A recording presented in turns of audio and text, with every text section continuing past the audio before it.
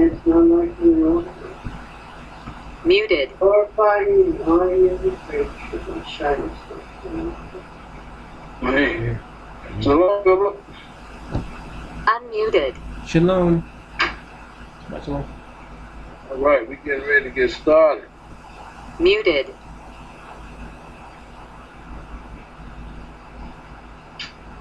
The recording has started. Hey everybody, welcome to my channel's chill channel. This Sabbath.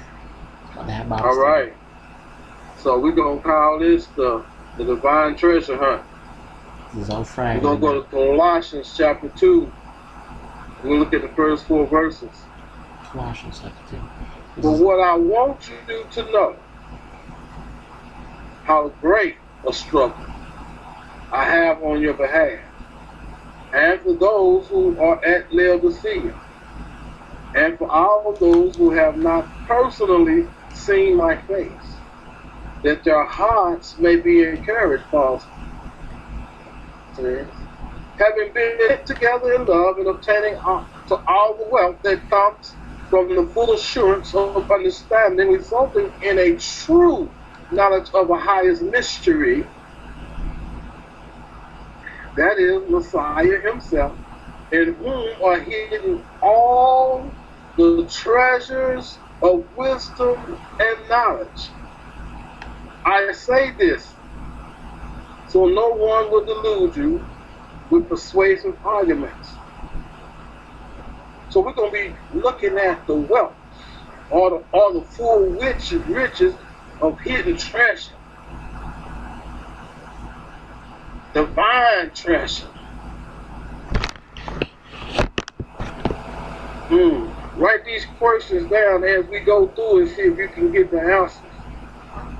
Is a higher in the habit of hiding precious things?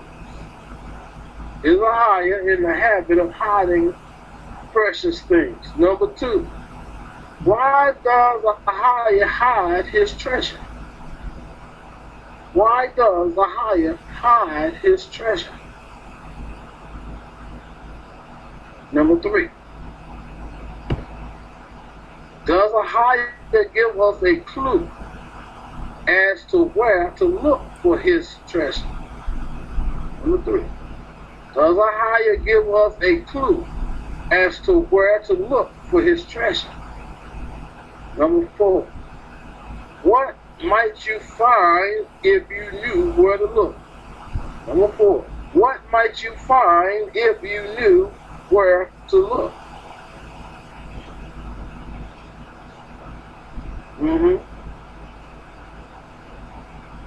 Think about this. Colossians 2:1. Paul says, I want you to know how great a struggle I have on your behalf, and for those who are at Laodicea, and for all those who have not personally seen my face. For Paul was struggling for those at Colossae as well as for those at Laodicea.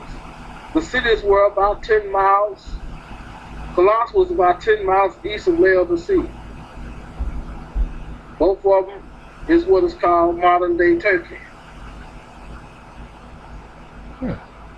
When this was written, Colossae was the main city of the two.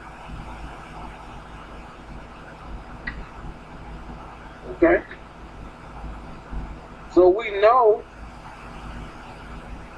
from the book of Colossians that Paul was struggling over those at Colossae. People had come in that were claiming they had superior hidden knowledge. They were the forerunners of what later became Gnostics. And that word comes from a Greek word, gnostos, which means knowledge. And they was what? Leading people astray. They was leading people away from having Messiah as the central person. and they was all using unbiblical tales based on some secret knowledge they were supposed to have. Excuse me.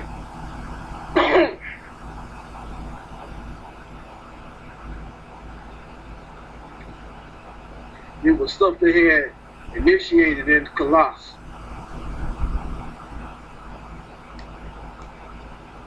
Paul doesn't tell us exactly what he was struggling with or what his concern about Laodicea was.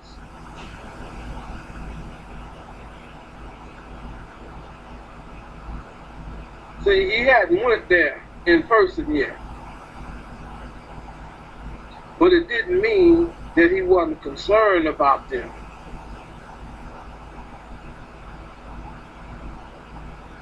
Because where was he at this time? He was in prison.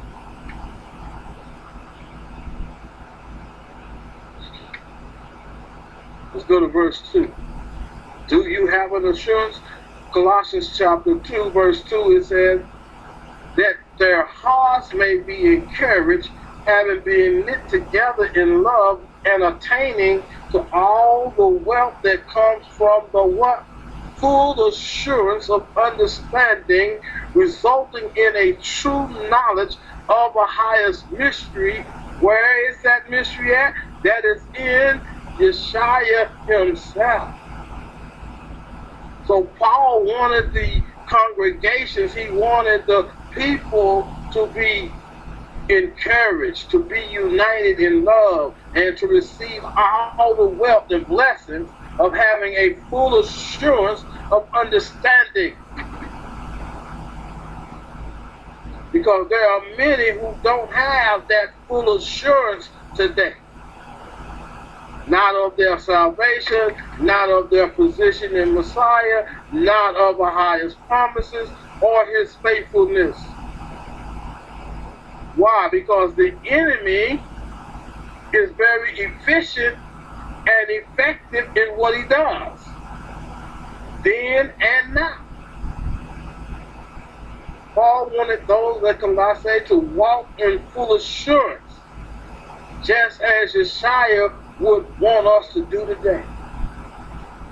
But where is that assurance found? It's the scriptures we just read, Colossians 2, verse 2. It plainly says that in a true knowledge of what? Of the Most High's mystery that is in what? Messiah. So it's all tied up in Yeshua HaMashiach. A true knowledge of him will give you full assurance. So, question, where is the source of our true treasure? And where would I look for it? Let's go to verse number 3. In whom are hidden all the treasures of wisdom and knowledge.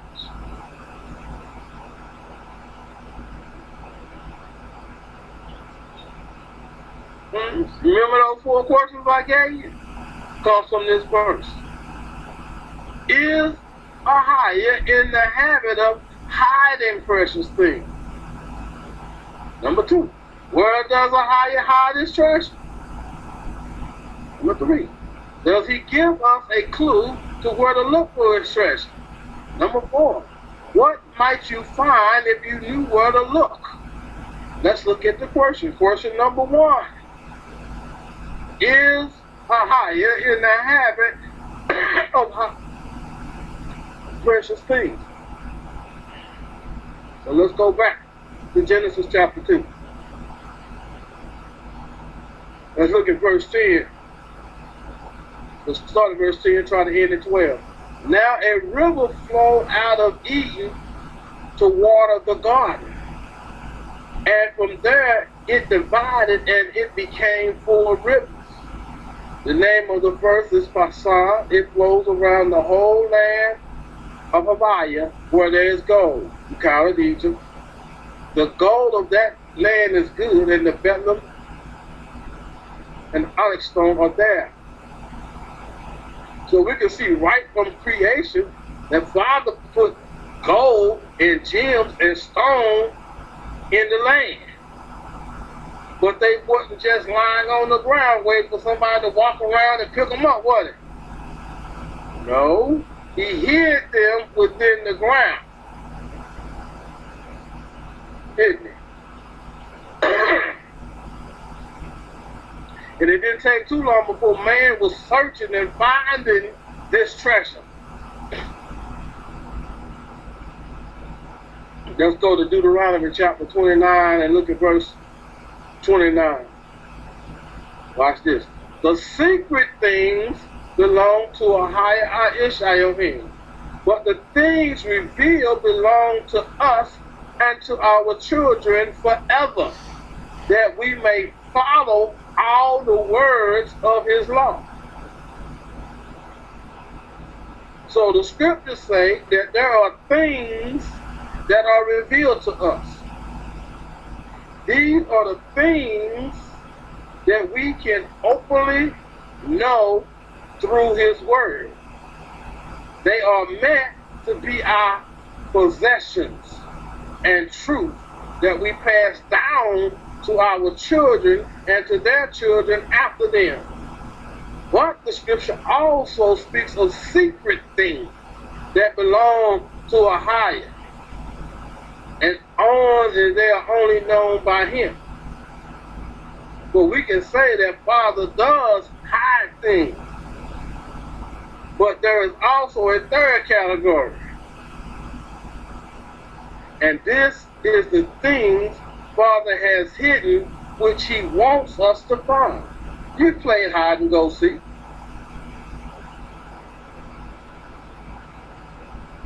You played hot and cold. So, number 2, why does Father hide his treasure?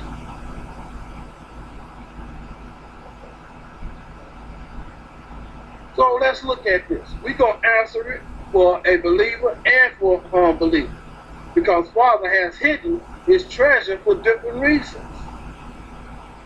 Let's start with the believer.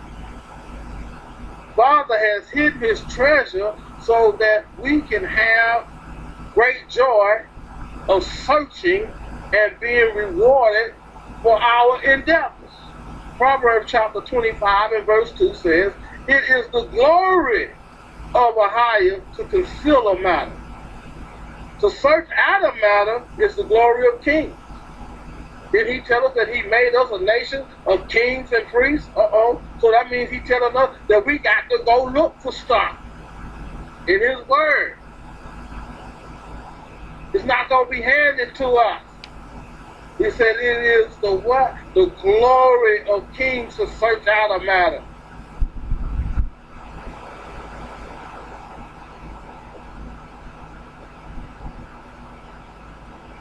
You may have not actually reached kingship yet, but guess what? You're a child of the king if you've been born again, right?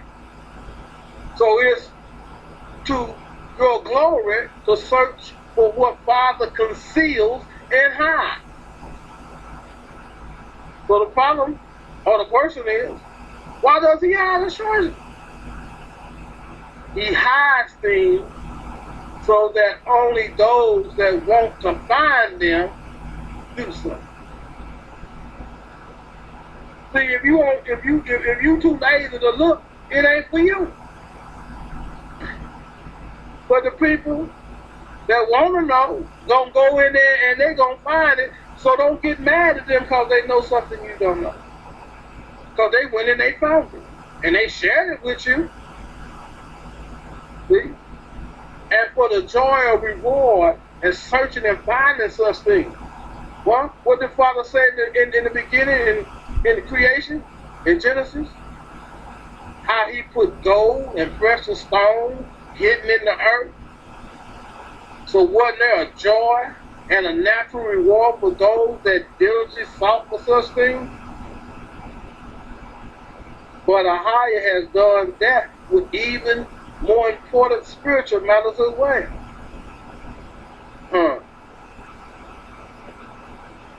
Okay, let's look at the unbeliever in this. Why does Father hide his treasure from the unbeliever? One scripture say, don't cast your pearls before swine. Why?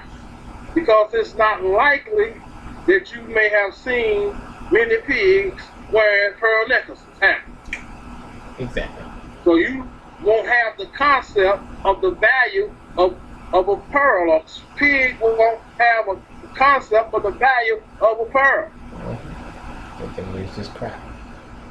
Because what they want, food, want, and mud. That's what a pig wants. And dookie. Pearls are worthless to pigs. So what is a parable revealing? So it reveals the truth that have been hidden for ages, yet revealed to those only who had ears to hear. It is Matthew 13, verse 34 to 35. These things Yeshua spoke to crowds in parables. He did not speak to them without a parable. This was to fulfill what was spoken through the prophet. I will open my mouth in parables. I will utter things hidden since the foundations of the world. So he wasn't saying stuff that they hadn't heard before. They just didn't know what he was talking about. Go up to verse 10. The disciples came to him and asked, why do you speak to the people in parables? Yeshua replied, the knowledge of the secrets of the kingdom of heaven and you, but not to them. Whoever has will be given more, and he will have abundance. Whoever does not have, even what he has will be taken from him. This is why I speak to them in parables. Even though they see, they don't see. Though they hear, they do not hear or understand. In them is fulfilled the prophecy of Isaiah. You will be ever hearing, but never understanding. You will be ever seeing, but never perceiving. For this people's heart has become callous. They hardly hear with their ears. They have closed their eyes. Otherwise, they might see with their eyes, hear with their ears, understand with their hearts, and turn, and I will heal them, he said. Think about this. Because in Isaiah's time, Father asked through the prophet Isaiah for the people to turn their heart to them, and they said they would not do it.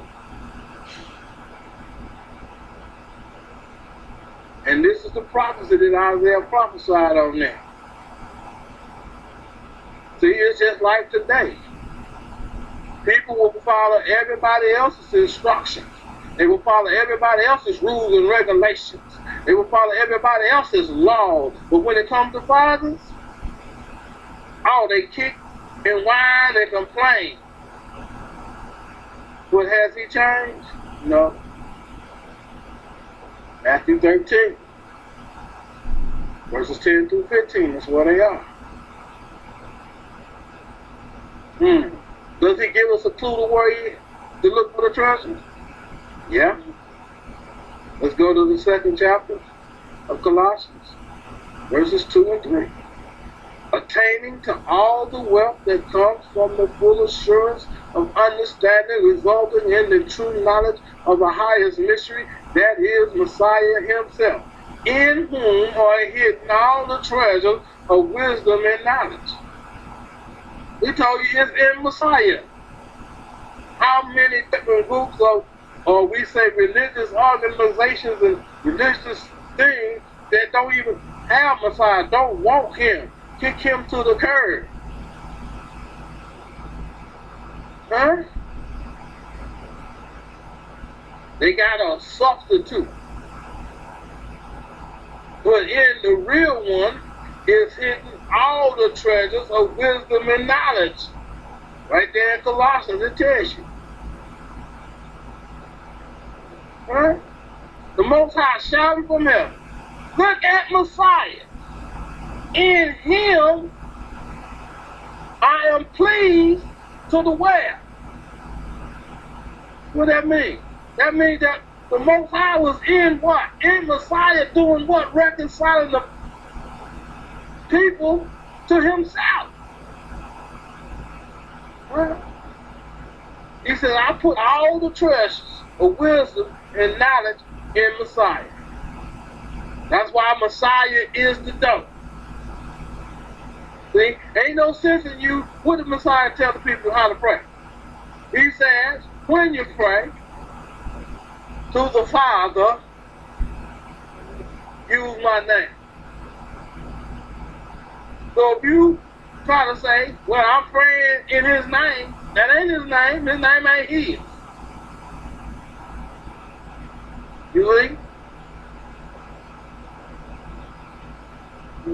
Huh? Over here in the West, we got a Greek translation.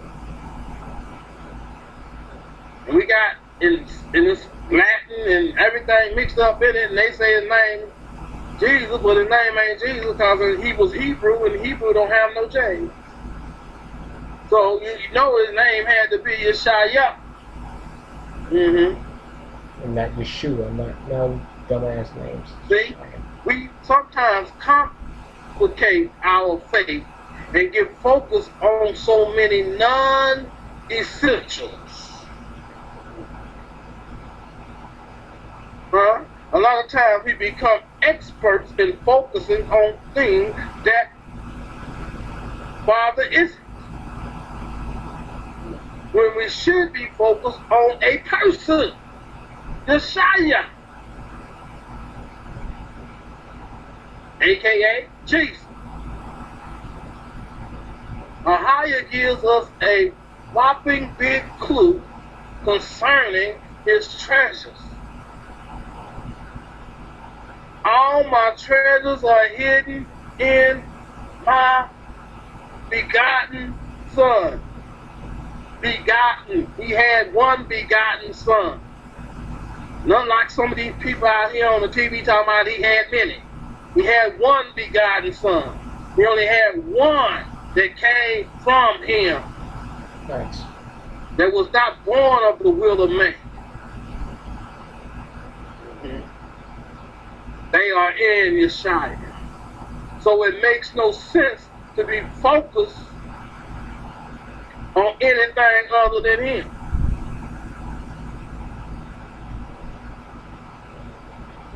You see? We should be looking for and to who? Him. Who is him, Yeshua? Messiah, Redeemer, Savior.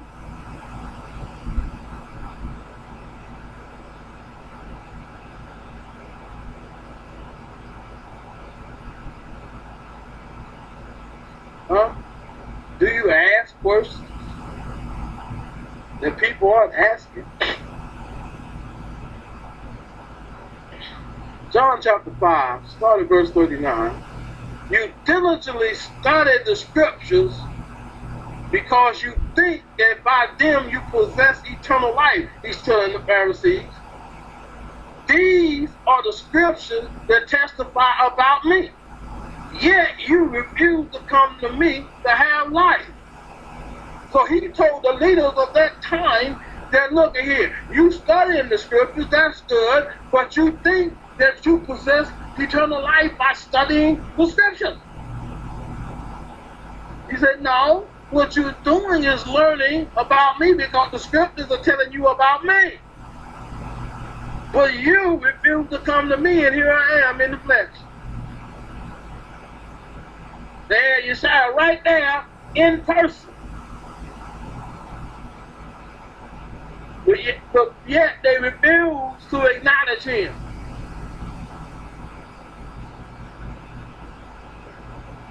See? He acknowledged that they did study the scripture. That's good. But they missed him. They miss the point. See, in archery, if you don't hit the bullseye, you miss the mark. So from Genesis to Revelation, it's all about Messiah. You see? So we need to learn to look for him because he is the treasure.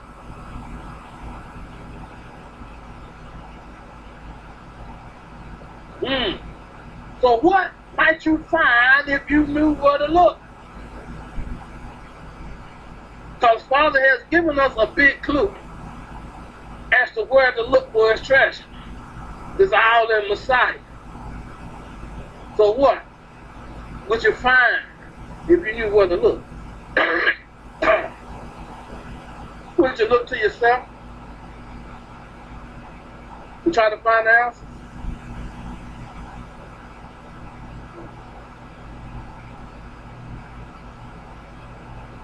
And if you look to yourself, what you gonna find? Hatred, loneliness, despair, rage, ruin, decay. But if you look for Messiah, you will find him.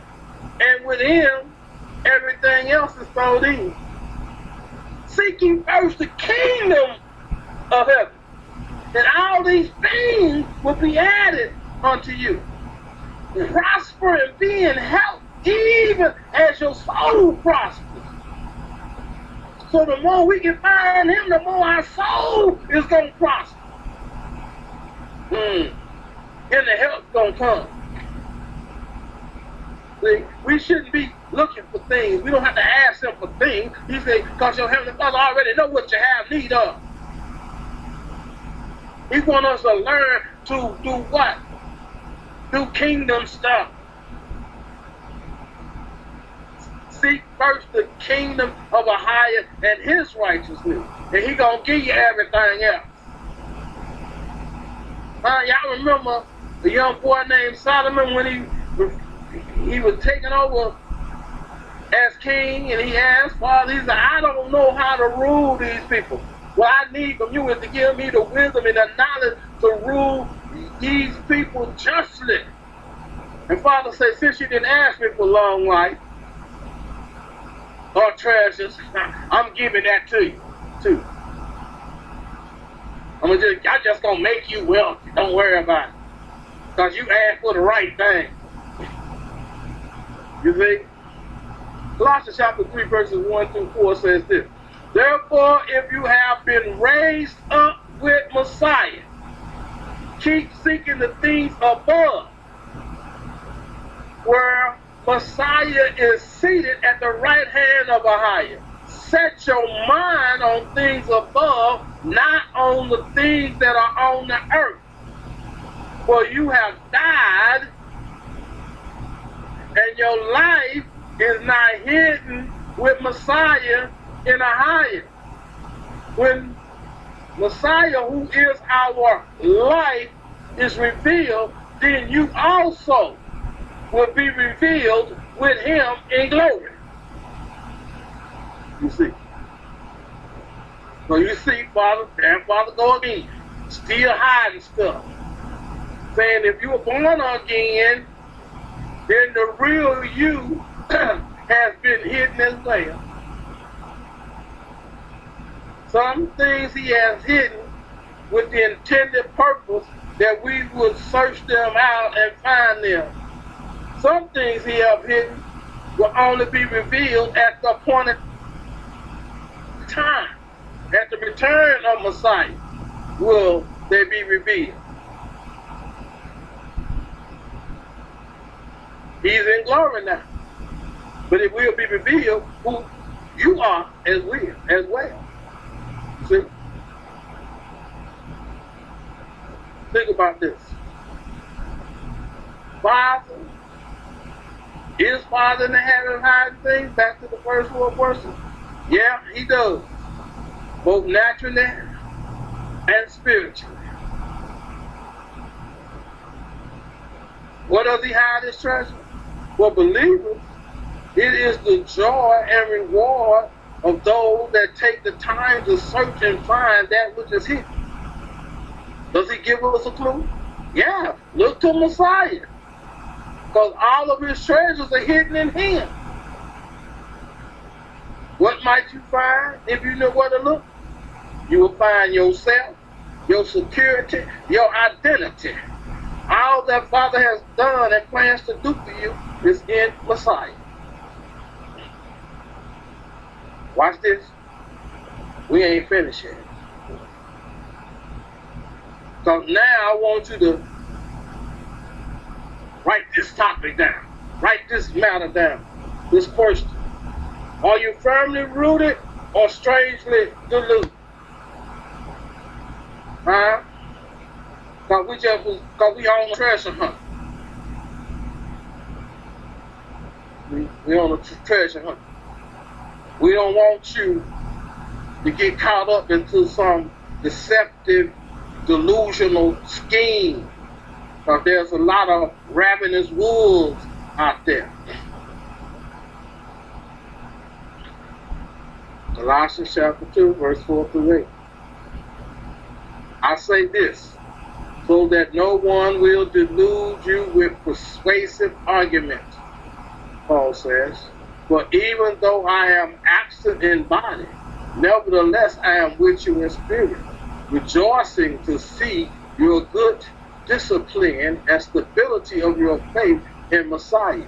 Therefore, as you have received Messiah, so walk in him,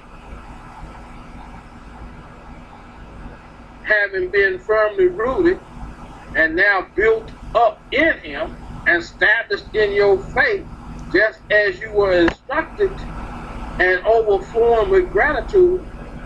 See to it that no one takes you captive through philosophy and empty deception, according to the traditions of men, according to the elementary principles of the world, rather than according to Messiah.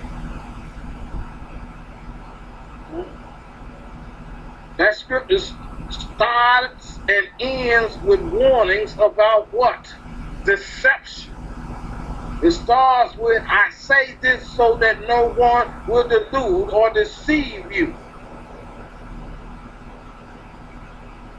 And it closes with, see to it that no one takes you captive through empty deception. Right?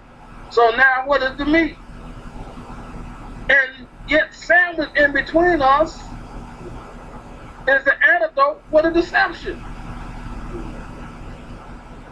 The good things about the scriptures and the writers, Paul in particular, is that they always tell you what to watch out for as well as what to hold on to.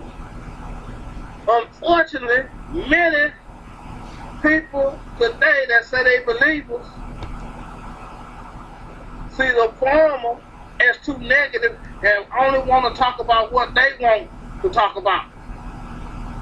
This is scary from the shepherd's point of view and the sheep's deception, both then and now.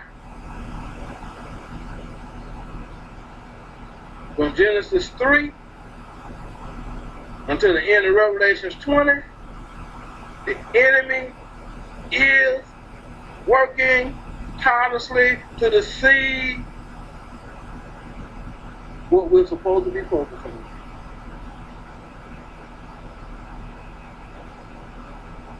You see, the scripture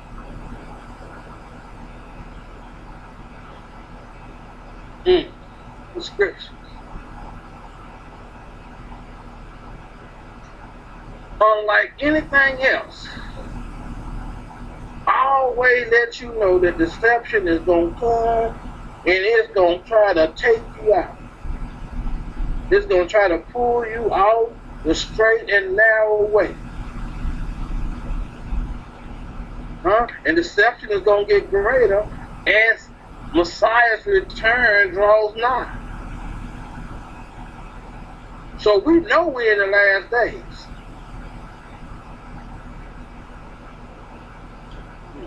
See, if you don't know that, see, you already deceived. Called prophecy, biblical prophecy, and current events around the globe. That you know, the winds of deception is progressively wound to their gale force. You know, that tornado, that F5, is coming.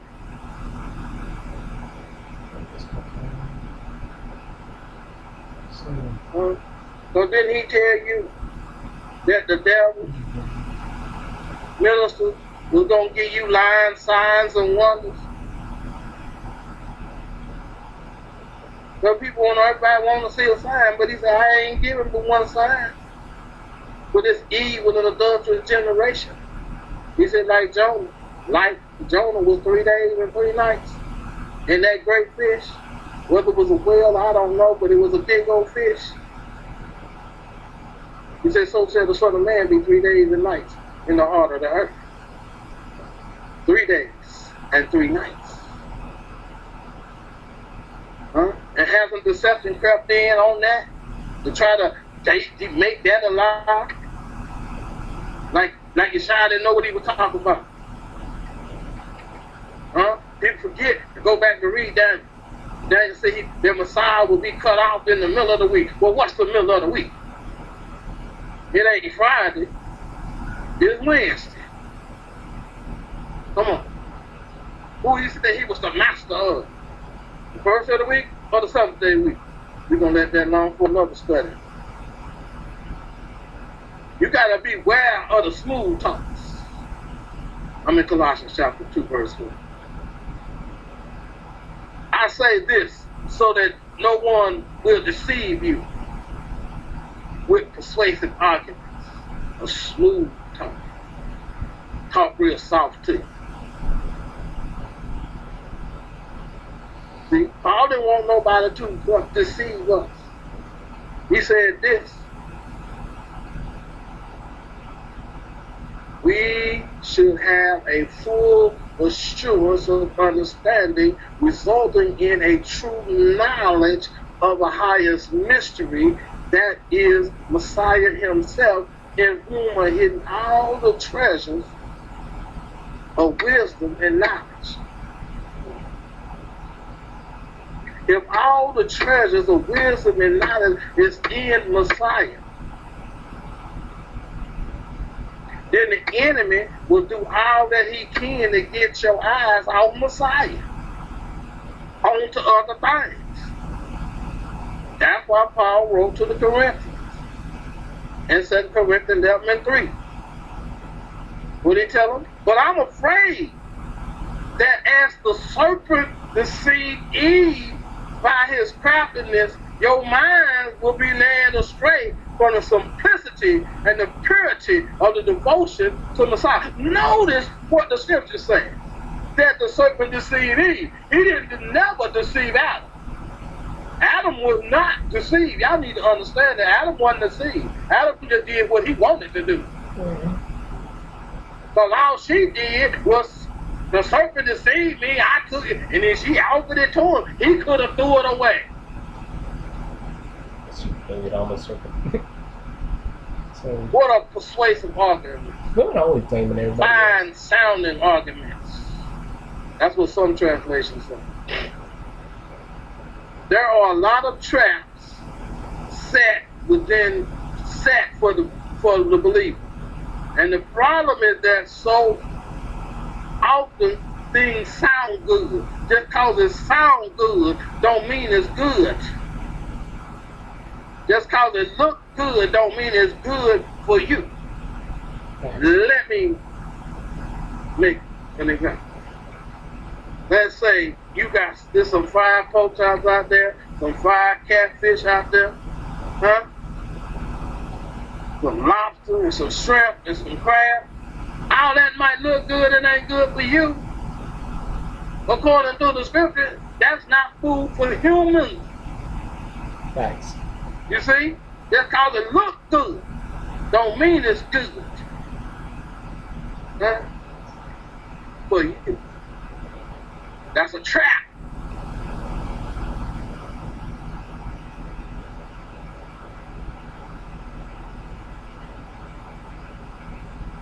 saying all kind of things today.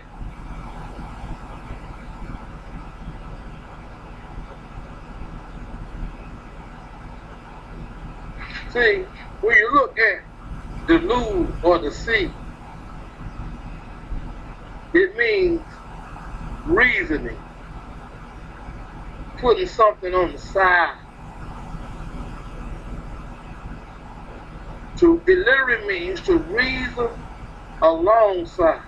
So if truth is the target, listen to me. So if truth is the target, Paul was scared of those who would come pointing to something to the side of it and suddenly lead you away.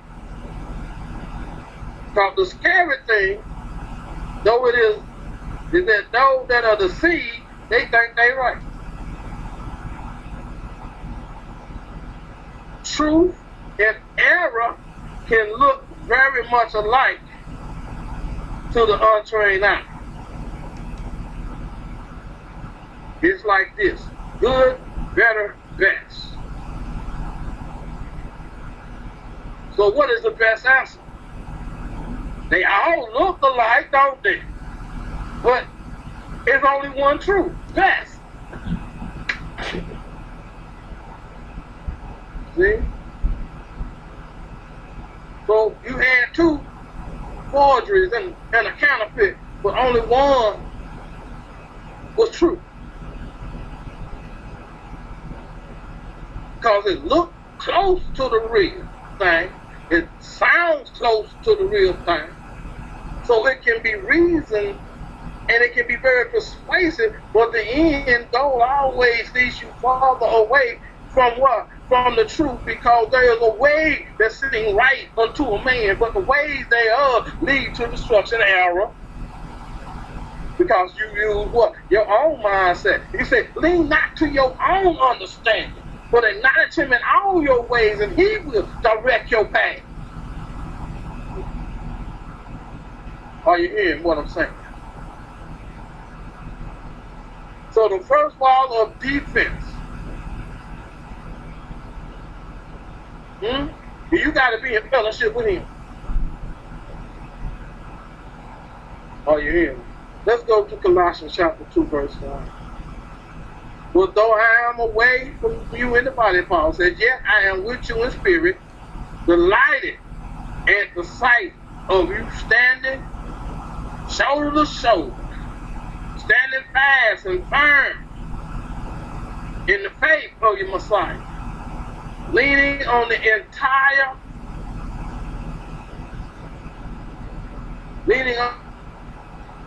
his entire self, absolute in trust and confident in his power, wisdom, and goodness, or knowledge, or holiness.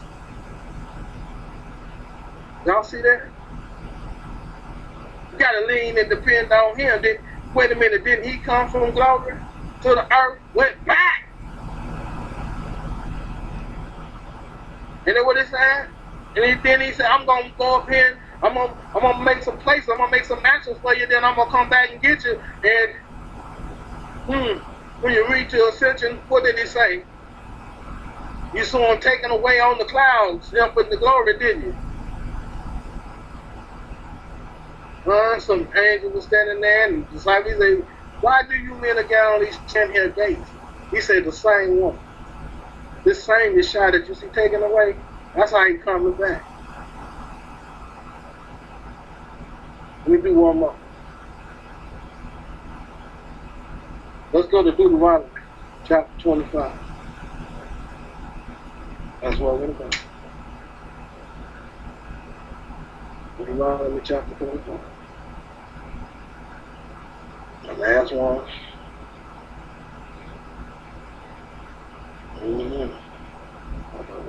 That.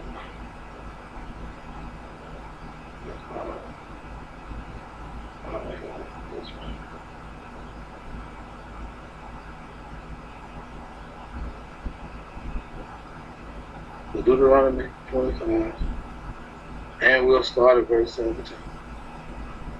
Here we go. Remember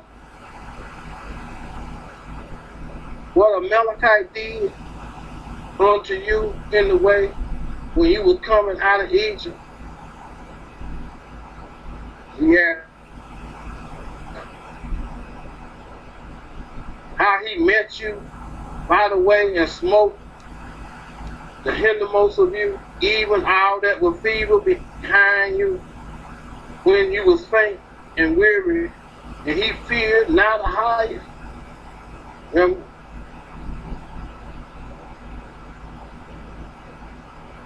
Therefore, it shall be when a higher your Israel have given you rest from all your enemies round about in the land which a higher Israel give you for an inheritance to possess, in that you shall blot out the remembrance of Amalekite from under heaven.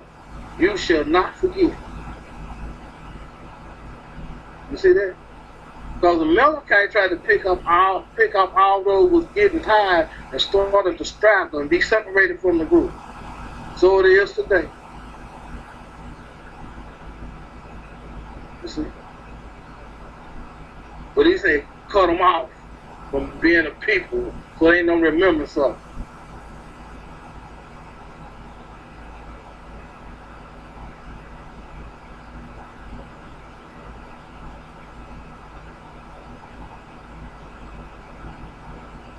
This session is no longer being recorded. Okay, Phil, what you got? Unmuted. Philip? Yeah. Right. Well, mainly people just. Hello? Can you hear me? Hello? Huh? Can you hear I don't me? hear you. I heard something. Hear me now? Go ahead. Hear me now? Yeah. Okay. All right. I can hear you now. Just that mainly people just need to listen to what he has to say. I asked you, you have questions, comments? Just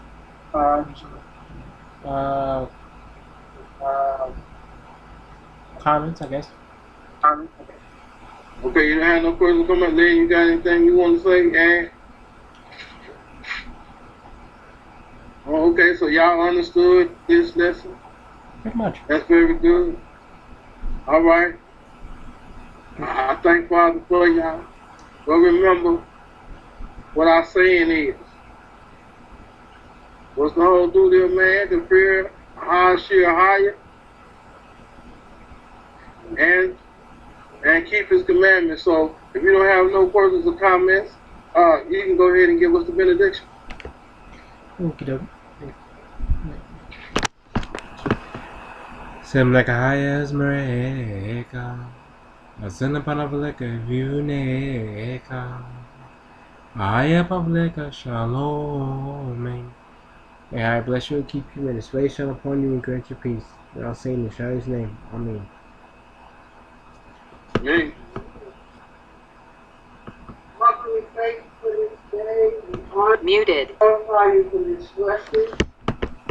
Father, open up our eyes even more to the deception that is in the world. And Father, your word is true. And your word comes, Father, to lighten our eyes, to open up our ears, and to ensure our hearts, Father, that you are leading and guiding us into truth by your Spirit. So, Father, help us to not lean to our own understanding, but in all our ways we will acknowledge you. Father, so we thank you for your Son, Messiah, Father, in whom all the treasures are hidden, and that we may learn more of him. In Yeshua's name we pray. Amen. Amen. Amen.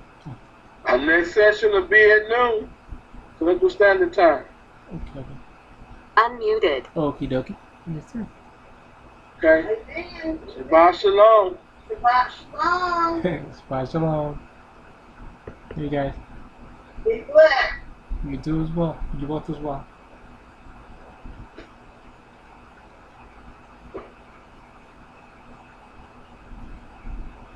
You know, it's pretty much been easy. You know, simple, quick, surprisingly. I'm surprised it's so quick. Yeah. One thing also I'd like to add to this: when you tell someone the truth and it hurts them, it like hurts them in the soul and hurts them in their spirit. That's the Father speaking to them, or that's the Father speaking to you and telling you what you're doing that is wrong, what you need to change, because He's trying to teach you something. And if you're mad, if you get pissed off at what the person said to you, that means it's the truth. That means that's actually the truth of what they're saying to you. Everyone knows it. Everyone knows that when a person gets mad at someone for telling them something, then they get mad. That's when they know it's the damn truth. The people that actually see it or hear it, not the person that actually is pissed off. The people that actually see, that are around you, that see it, they know that's the truth because you're mad for no damn reason.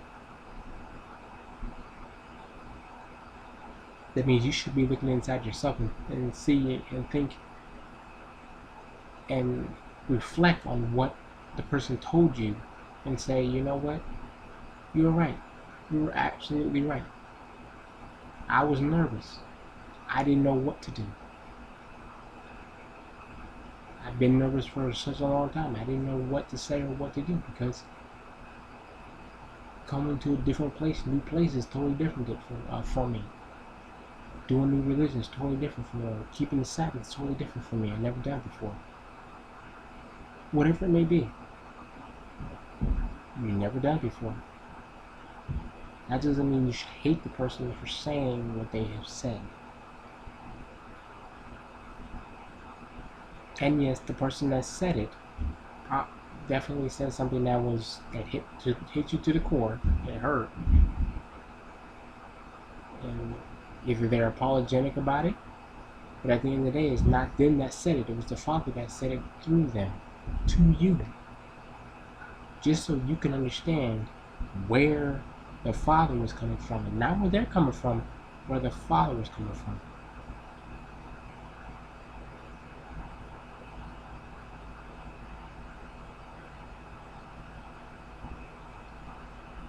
And to be honest, it definitely hurts when a person says something to you as a backlash after you tell them something that they're doing wrong. They tell something back to you as a backlash. Things are supposed to hurt you when no, it doesn't. Because you're just saying it just to be saying it.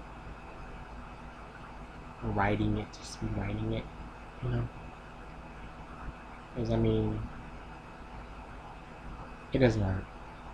Trust me, it don't hurt. I mean, it's annoying as hell, but it don't hurt.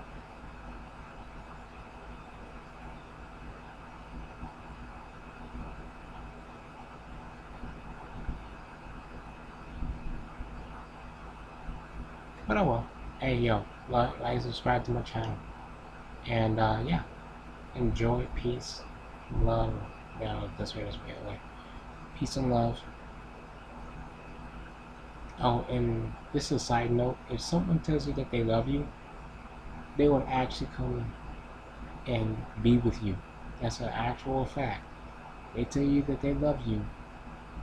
They will actually come see you just as much as you go see them. They will spend as much money as they need to on you, just as much as you spend on them, if they actually care or cared about you. That's been proven. Facts. Proven freaking facts.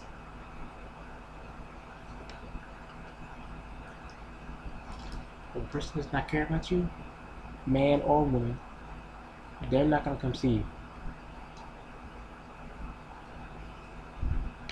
And their actions are going to speak louder than their damn words. Let's just say if a person was, if you knew someone for almost 6 to 7 years, and you went to see them, and out of those 6, 7 years, they still have never been able to get a job. They still have not been able to get any money in their pocket, much money in their pocket. And they keep telling you that they want to leave their country because it's a shitty place and they want to leave their country. But yet they never take the opportunity, and when the opportunity comes, they never take that opportunity and go and leave their country to come to be with you. That shows you either they're scared, even though they shouldn't be. They're scared in their minds. They've never been to a new place before. But then if they keep bringing up, that they want to move in with one of their friends that either lives in another country that's in freaking the UK, and you live in the US, and they want to move to fucking UK, which is even more dumb if you think about it. But they want to live there with their friend, and then if shit hits the fan with their friend, so-called friend, if shit hits the fan, now they're stuck there, and then they're asking you for help.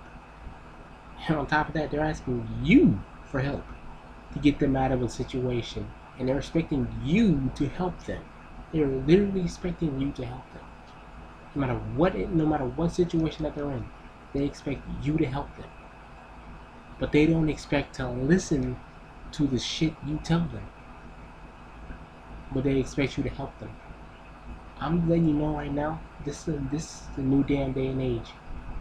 I am tired of people telling me that what I'm doing is wrong and what I need to do and how I need to change things. And I listen to what they say. But then when I tell them something, they go back and backlash and say, well, I didn't ask for your opinion. Yes, you did. When you asked what should you do, you asked for my freaking opinion. You asked for my help. You asked for my opinion. My opinion is my help.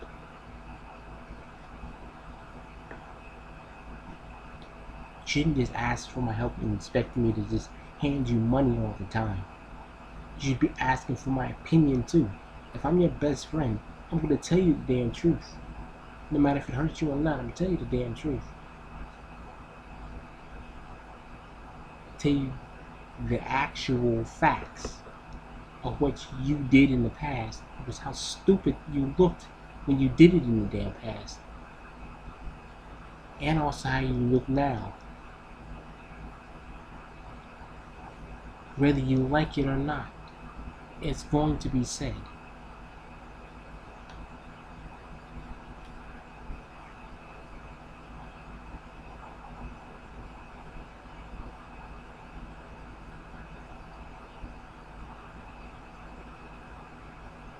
And I hate saying people waste my time and my money, but I'm not saying she has ever done this. She never wasted my time or my money. But she's definitely wasting my patience. My patience is running thin. Very fucking thin. That's just like how my aunt did with her, with the man she loved. Or supposedly loved. And he loved her for so many fucking years. So many years. And she was a Taurus. And he was a Cancer. And she loved him for fucking years. And he loved her for years. So many damn years. To the point where he said, you know what? Fuck it. I'm gonna have my own wife. I wasted too many damn years for this chick here.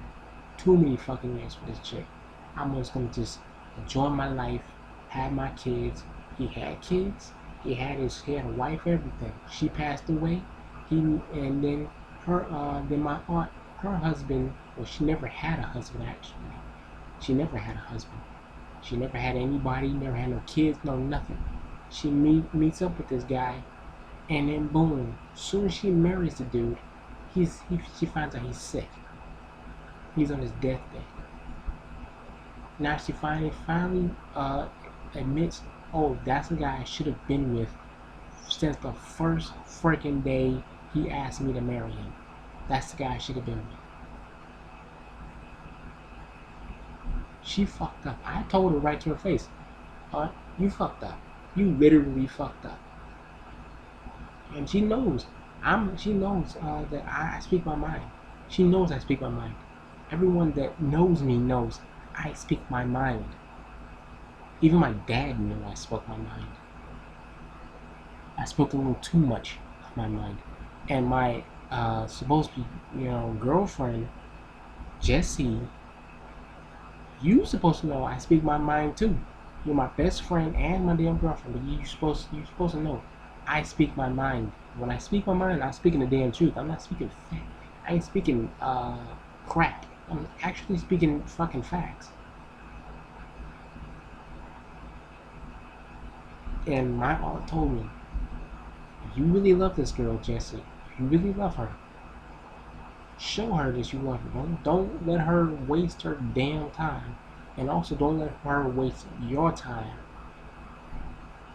on her stupidity of being too scared to do something. Don't let her waste your time. And don't waste hers. If you love her, tell her you love her. Show her. If she loves you, she'll do the same damn thing. And that's what my aunt was about to tell you, Jessie. When she met you, she was about to tell you that too. So if you see this video, she was about to tell you that, word for word. And even the story that she went through too. And you can say you're not like my aunt. You both were Taurus. So technically you kinda are. You both were literally almost born on the same month. Almost the same year almost. Not same year, but same month. Almost had the same birthday, literally. You're both a Taurus. I don't believe in that Taurus bullshit, that Cancer, or that kind of shit like that, but I tell you one thing, y'all both act exactly alike. You both definitely act alike. She's stubborn as fuck, and so are you. And her boyfriend it was just like me. As a matter of fact, she told me the guy that she was with was just like me. He acted exactly like me. To the core. Acted exactly like me. I acted exactly like him, taking because he older than I was. But still, that was straight up to the damn core.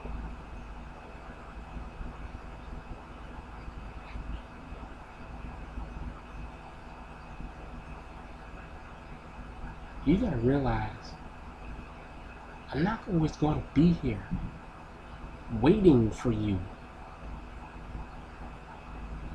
Yeah, you definitely have a hold on me for some odd reason. You have a hold on my ass. I don't know why. I don't know what it is, but you do. Either you want to be with me or you don't.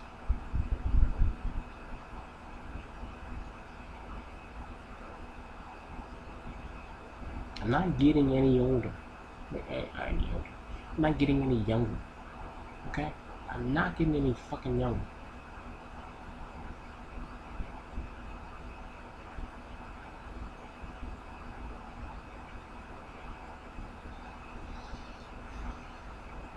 I already apologized to you. But yet you never even apologized to me. For anything. For not actually coming to see me when you had the chance to. So when the next time comes, and it will come. Next time it will come. And I will let you know when it exactly comes too. And if you don't come,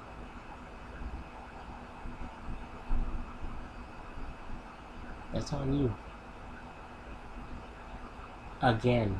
It's on you again. Actually. If you don't come a second time. And actually come to see me. Instead of wasting my time. And the money that I send.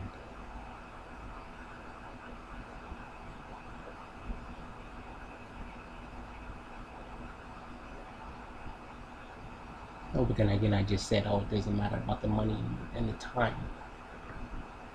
Yeah, correct. It doesn't matter about the money or the time. I'm always going to be there to protect you and help you out with anything you need. Always going to be there, literally. Always going to be there.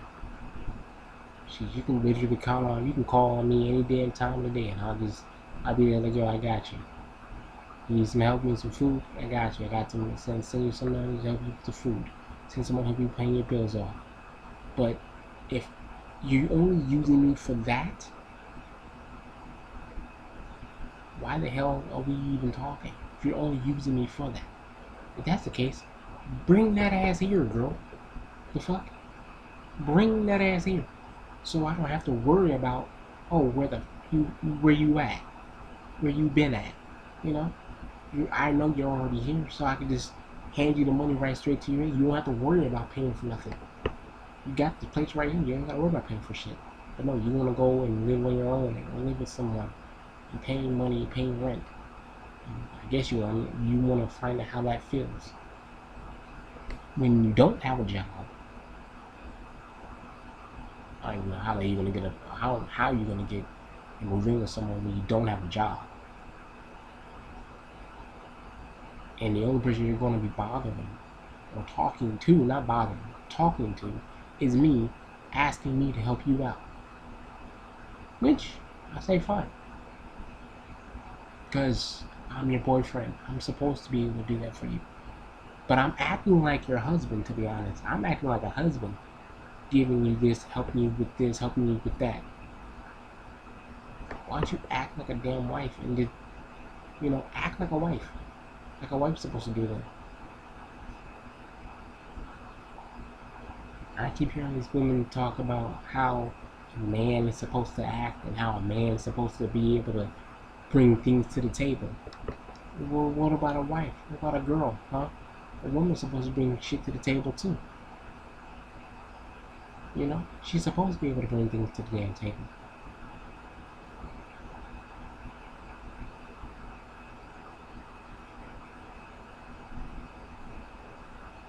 And not just having a damn child by the man and saying, well, my wound is your gift. My wound is what I'm supposed to bring to the table. Oh, fuck no.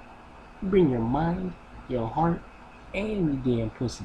You don't just bring a damn pussy. You got a job. You better bring that shit to the fucking table. You got a mind, right? Women keep on telling men they have minds, right? They have intelligence. Bring that to the damn table. Pay some bills off. Fucking do something. Clean the house or do something. I don't care. Do something. Oh, you don't really gotta clean the house up. I clean the house up myself, actually. You don't gotta clean the house up. But at least do something. Bring some money to the damn table. If you can't bring money to the table, bring your love. Bring something to the table. And it's not just your poom poom, okay? Your poom poom ain't got schnitzel on me, okay? Ain't got nothing to do with me. That's your shit.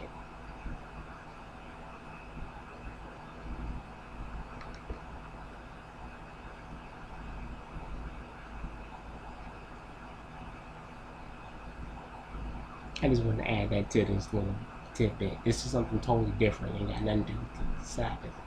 But, well, no, it kind of does got something to do with the Sabbath. Because at the end of the day, people need to be as one in the Father and the Holy Spirit and the Higher and Yeshua and themselves.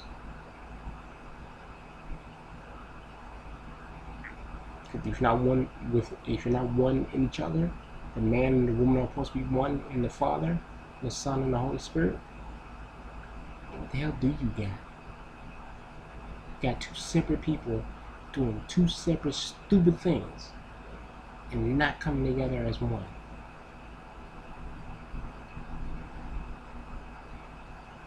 That's one thing I don't know. There's another thing I don't get either. If you're telling me you don't want to come to the U.S., why did you get your passport? If you didn't want to come to the U.S., why did you buy a passport? just to make me feel better, like you got something you can just come here anytime you feel like. I mean, yes, for 10 years, but come on now, at least, at least you could have got the damn passport to not for me, for yourself, to let me know, yeah, you actually want to come be with me. That kind of shows me you want to be with me. Yes, it kind of does. You actually being here shows me you want to be with me. That's what I'm looking for. I'm looking for you to actually be here, right in front of my face, getting off the damn airplane, in front of my face, showing me you actually want to be with me. You actually want to be here, living with me. Not because you got a damn passport. I don't mean nothing. I had a passport. I still do, actually. I was nervous as fuck to even use that damn passport. I'm like, do I really want to go fly all the way over to see you? Being scared as out of my damn wit. Never been to that country before. Out of my mind. Don't know none of the language. To be honest, in any of the language. And only person I knew was you. That's the only two people I knew was you and your mom. Mainly just you per se. And I met your mom. So I really only knew you two people. I was like, come on, now you know you've talked to my family members on Skype or what have you, and you know me more than anybody that in the United States. You know me more than anyone. I still can't understand why you don't trust me. That's the thing that hurts the most. You don't trust me. Wait, I trusted you to not kill me when I went to Brazil. And so did my mother. She trusted you too. So how come you don't trust me? How come your mom does? I don't know if your mom doesn't trust me or not. Oh, she does. I hope she really does actually trust me. But I'm like, how come you don't trust me? That's the main thing that really hurts, Jesse. You don't trust me. And you've been proving that you don't trust me.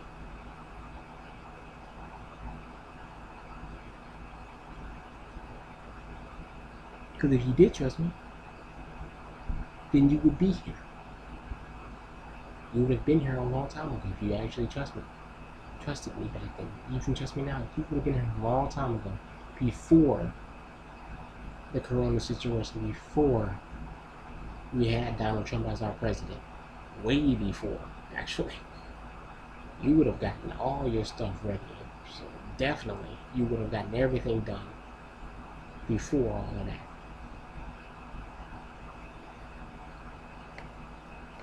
That's why you're mad at me now, because you know I'm right.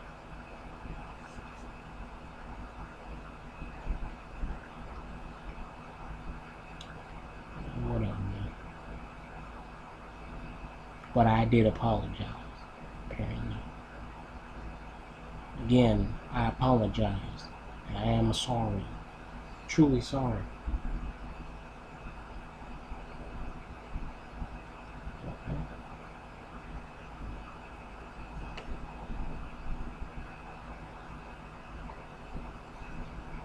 When are you gonna get here?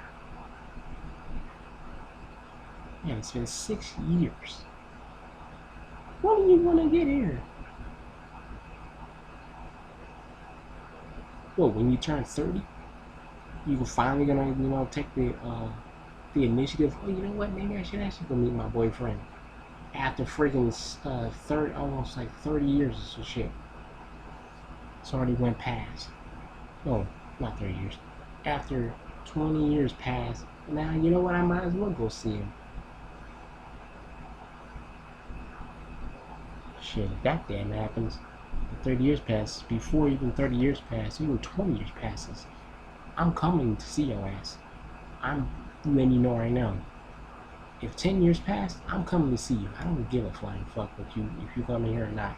I'm coming to see you, and I'm gonna marry you. Hands down. I'm freaking asking your ass to marry me. I don't care. I'm gonna do it in front of everybody. I don't give a damn anymore. Because waiting for you to do it, is like waiting for a fly to die. No, wait. No, waiting for Nat to die. Because flies only last a few days. No, wait, no, I take that back. Waiting for a brick wall to get knocked down by itself. That's good. Yeah.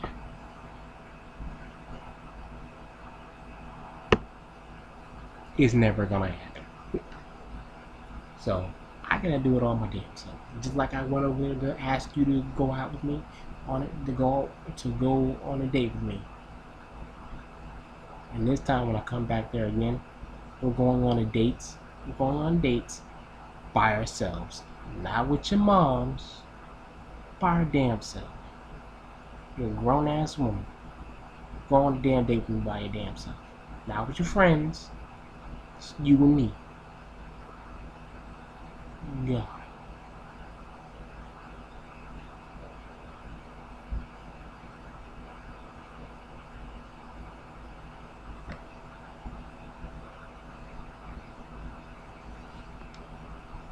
I don't feel like having. I don't feel like it. I don't feel like wasting time on trivial bullshit. You thinking I'm not. You're not wasting my time, or I'm not wasting your time. If this had to do with money, if we had to make a deal to have money made right now, and you were doing this as a whatever the hell this is, you wouldn't get any money in your pocket if this was a money making deal. The person would literally drop you as a person as their dealer because you're not showing that you want me. You're not showing that you want this. I'm showing you that I want all of that. But you're not showing me you want all of this. I mean, all of this.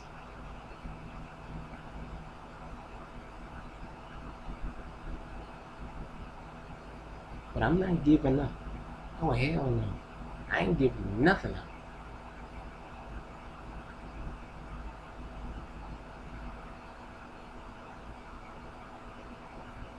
You gonna want all this one. You definitely gonna want this one.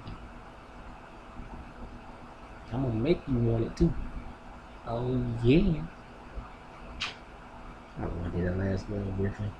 Yeah, I'm definitely gonna make you want to get all of this. All of this sexy.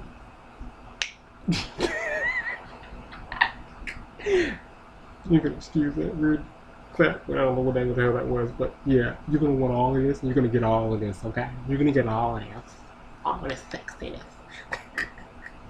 But you really are. You're gonna get all of this. Okay, hands down. One day, very soon, I'm gonna come back to Brazil, and I'm gonna ask you to marry me.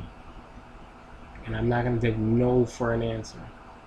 That's a fact. I'm not taking no for an answer. That's one thing I'm not gonna do. And you telling me no, you're not gonna marry me? No, no, I'm not leaving I'm not leaving this spot until you tell me you're gonna marry me. I'm not leaving your side until you tell me you're gonna marry me. I'm not.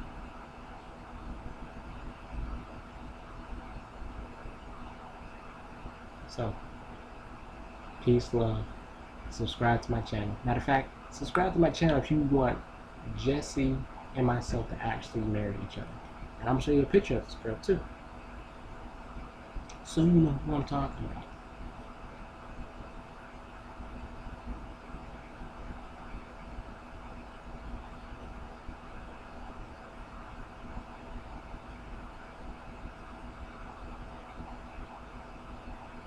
Yeah.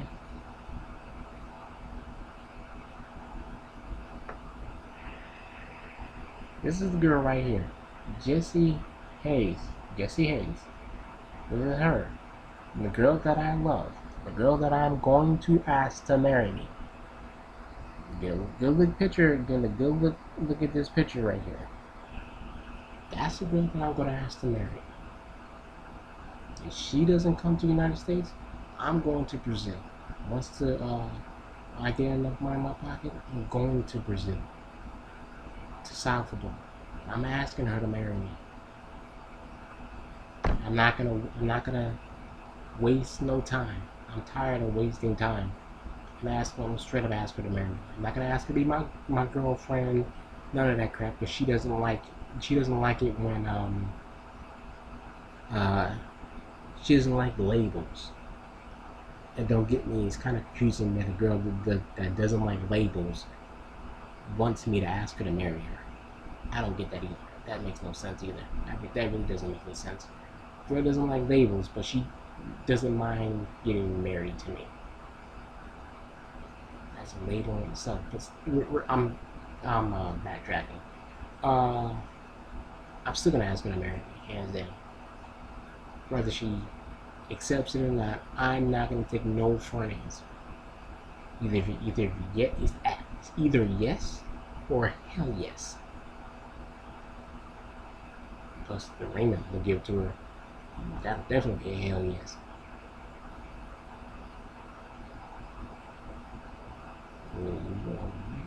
You're gonna learn today that I love your ass today, and I always will love you because it's a nightmare too. It's annoying me right now. But you definitely gonna learn today that I love the schnitzel out of you. I don't care how stubborn you are. I love you anyways, no matter how stubborn you are. Peace.